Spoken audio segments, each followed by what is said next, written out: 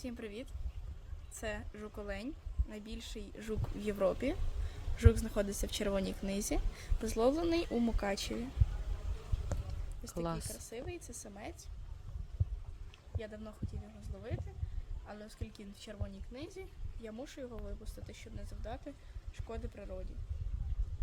Як ми бачимо, в нього є великі роги для захисту, а також вусики. Це його локатори, якими він відчуває. Зараз його випустимо.